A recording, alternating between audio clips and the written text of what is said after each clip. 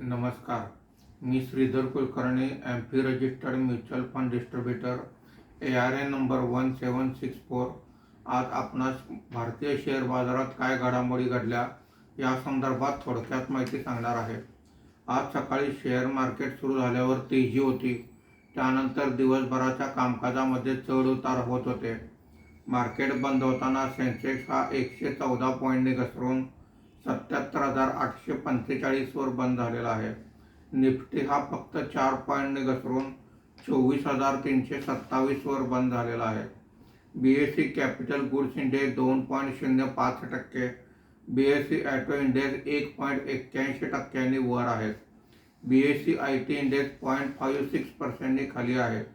Nifty defence index 3.04%, Nifty mid cap index 1.10%, Nifty small cap index 0.87% वर आहेत.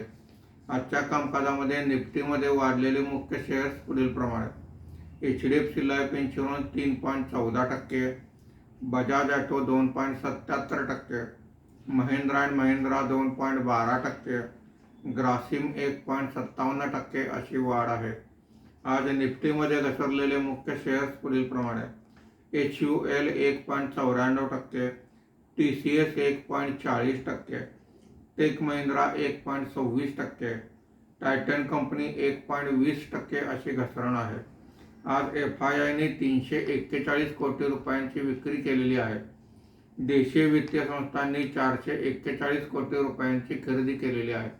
रुपयामध्ये 36 पैशाची मजबूती झालेली आहे.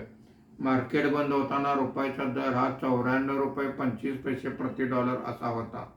धन्यवाद.